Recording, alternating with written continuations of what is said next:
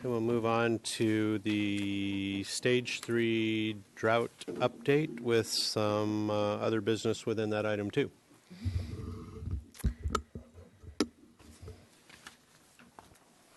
Good morning, Mr. Chair, Commissioners, Councilmember Snedden. I'm Kelly Dyer. I'm the Water Supply Manager. Thank you for having me here today. I will be giving our drought update as well as talking about special counsel for special counsel for water issues.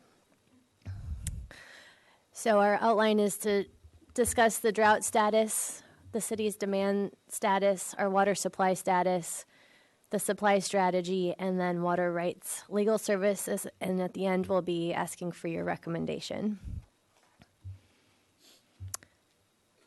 So rain totals for the current water year have been above normal. This has been a really great start to the year for us. Gibraltar Reservoir has had 27 inches, Cachuma is at about 21 inches, and downtown Santa Barbara is at about 18 inches.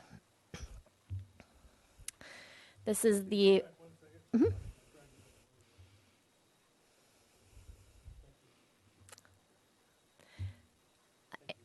Of course. And this is the federal drought monitor, and they have transitioned us into the abnormally dry category.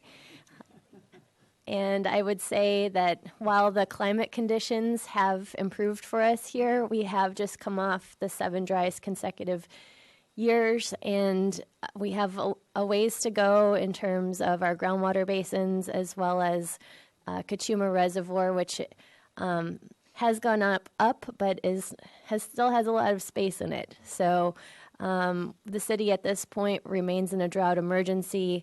We'll continue to monitor our water supplies, and as things settle out, everything's very dynamic right now, and as things settle out, we'll come back later this spring to reevaluate our drought declaration. This is our projected precipitation for the next 3 months. We have equal chances of above, below, and equal to normal. So not sure what will happen there. This is our water demands. We had a 26% reduction in demands for January compared with pre-drought demands, and our 12-month running average is 29%.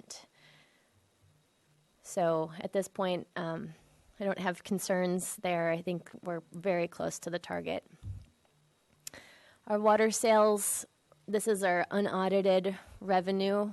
We are actually coming in a little short for the year as of January of 2019. We're about $600,000 under our projections, so we'll have to take that into consideration as we look into next year's budget cycle. We do have quite a bit of, our reserves are very high right now, so I think that'll balance out.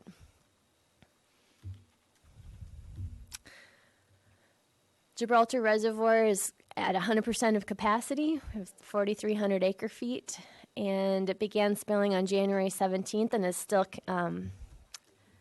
officially spilling.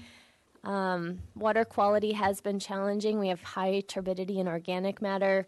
The organic matter has actually improved, so that's been really great, but the turbidity is still an issue for us. So we shut down our diversions back in January 16, and we have not yet started them again. We're waiting for that turbidity to improve, but we will continue diversions as soon as we can. It looks like a colorized photo. Very brown. Cachuma storage is at about 60% of capacity, just over 100,000 acre feet. And for the month of February to date, we had a 40,000 acre foot increase, which is great. And the city's stored Cachuma supply is currently at 8,400 acre feet. As of right now, we've still got the 20% allocation that was allocated from the Bureau of Reclamation. We would like to see that go up. You would recall that the member units requested 40% allocation, And now that the lake has gone above 100,000, that's actually the trigger point when we shouldn't really have any reductions in our allocation. So we're currently working on a mid-year allocation request to remind them that we had requested at a higher allocation, and now we would actually like to see that be 100%. The recent storms have also postponed the need for the emergency pump facility, which is great news. We haven't, I think on Monday, COME will be providing an update on what the current projections are, but I would expect, it's been pushed out at least a year. One potential discussion is whether or not we might move forward with the pipeline in the reservoir to secure a location for the barge in the future. There's certainly been a lot of engineering work done on it, and there's the potential of some grant money out there. And it does make, this is certainly going to be our last drought, and we're certainly going to be back there at some point again. And so whether or not with all the momentum that we have, do we just want to finish that project? And so at least in the future, it will be clear where the barge will go, and there won't be the need to move it around and anyway, to make some of those expensive decisions go away in the future. I also wanted to note just on Gibraltar, we will be doing another bathymetric survey. That has become our thing that we do now after every winter, getting in there and understanding what the loss of capacity is, because I would expect, as you've seen from what's spilling, that we'll probably lost some significant capacity as a result of the Thomas fire, and we'll be looking to assess what that damage is. Imported water, well, this is outdated as of this morning. We just got a notification that the 2019 allocation has been increased to 35%. And San Luis Reservoir is spilling. However, we did not have the city's water was not at risk. We had about 300 acre feet of carryover from last year at San Luis. We were able to deliver all of the water that was subject to spill in January. So at this point, we're not losing any water. We also did an exchange with the city of Solvang because they had quite a bit of carryover that they were not able to get out of San Luis in time. So we were able to help them out and save about 100 acre feet of their water. So Article 21 water is basically free, what they call free water. When San Luis is spilling, it becomes available to all of the contractors. It's allocated based on your contract amounts and your interest in it. So that is currently available. At this time, the city had not planned to take any water. You recall from the last Water Commission meeting, we've actually shut down our deliveries to Kachuma as of the beginning of February.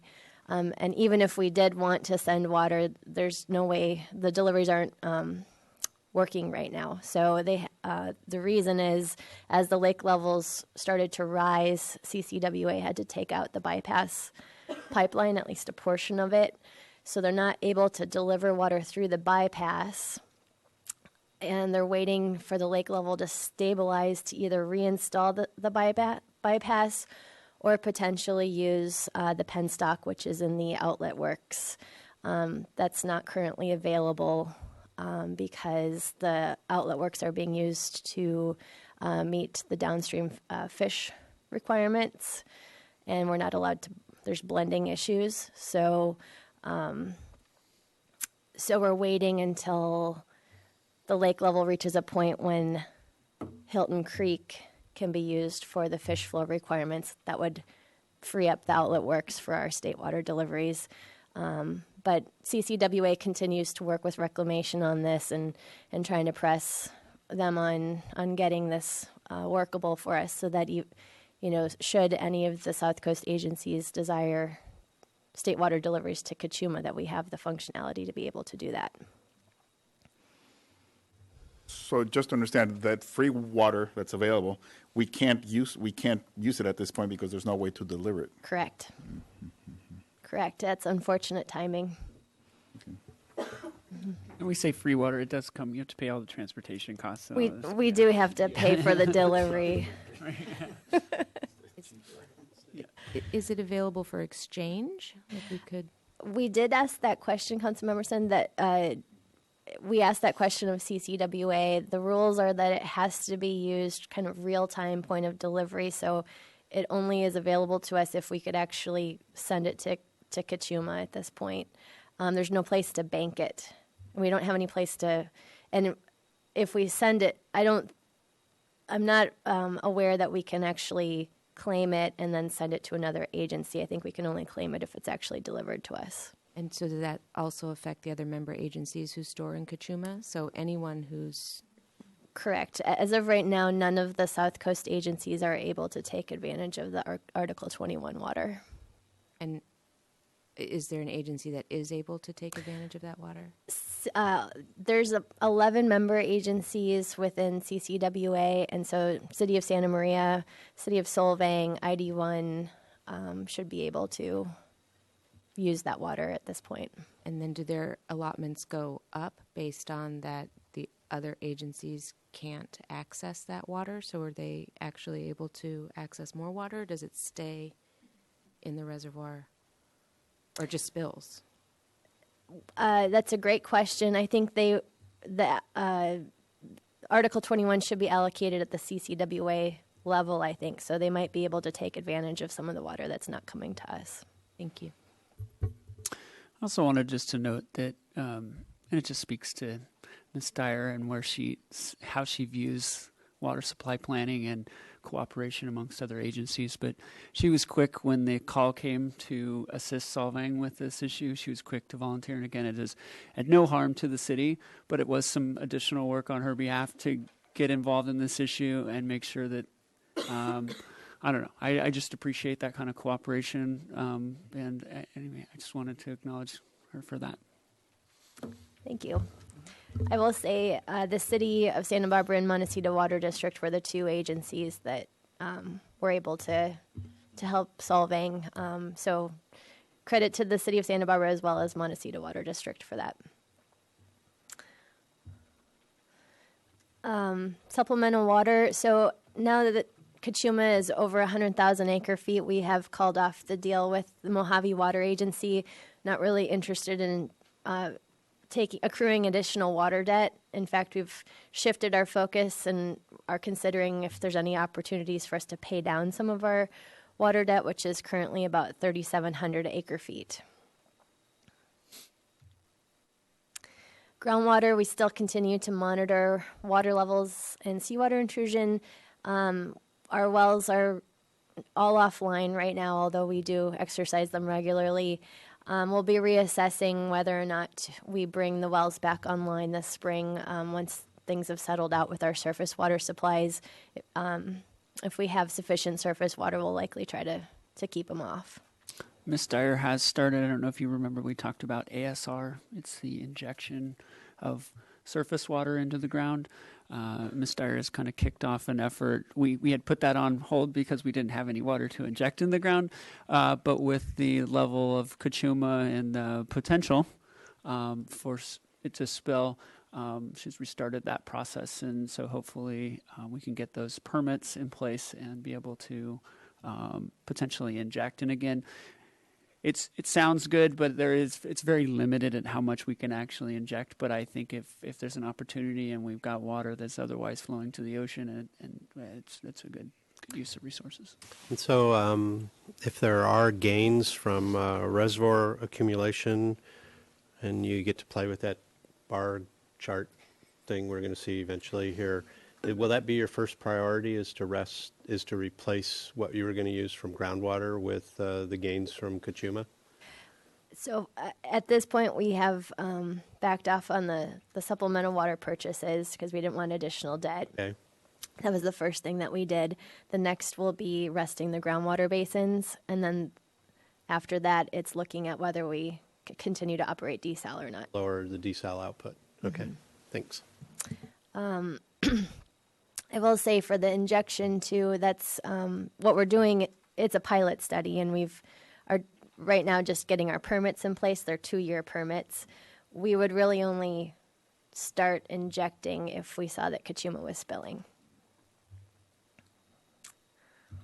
The desal project continues to operate in full production mode. Again, we'll be reassessing. The way it works is we have to give notice to IDE in April what our request for production is for the next water year, which starts in October. So, so regardless, it's likely to continue operating through the summer, and October is when the next water year starts.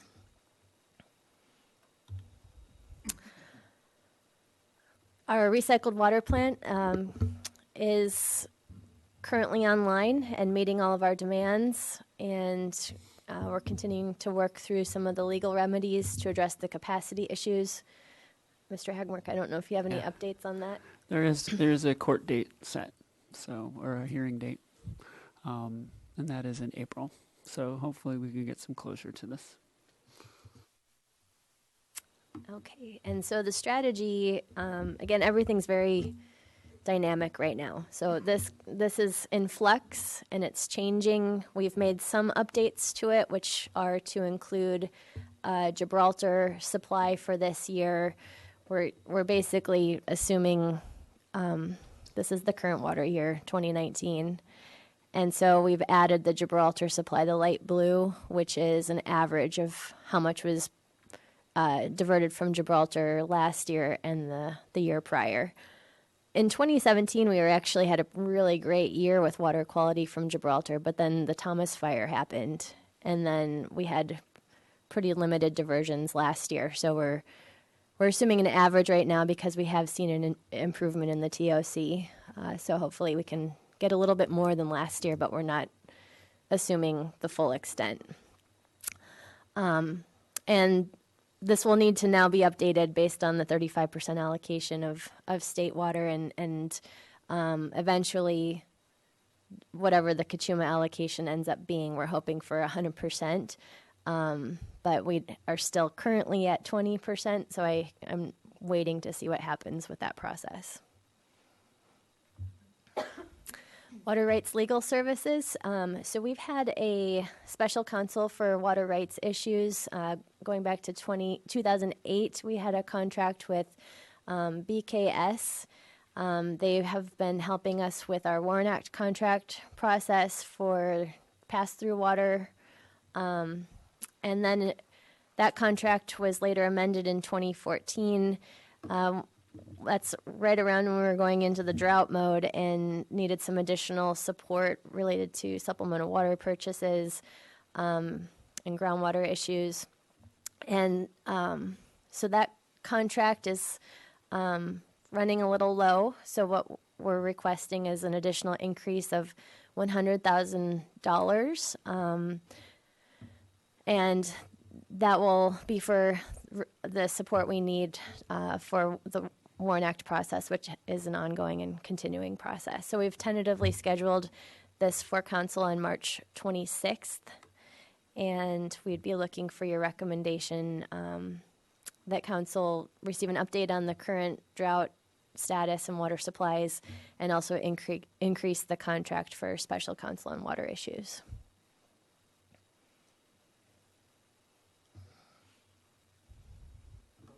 Comments and questions? Okay, Move the recommendation. all right, Second. all right. So, any discussion? Don't see any. All in favor? Aye. Any opposed? None opposed, so thank you, Kelly.